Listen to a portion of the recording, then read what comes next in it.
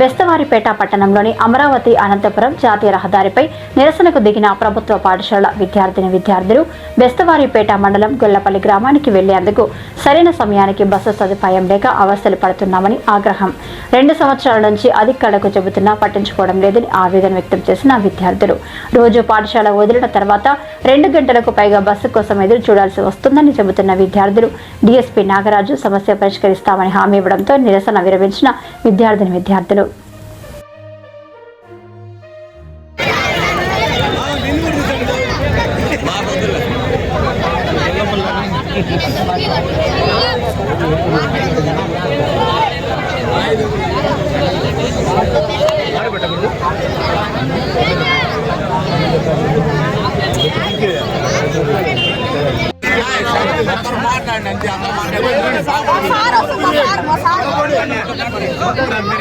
మీరే అడగండి అమ్మా.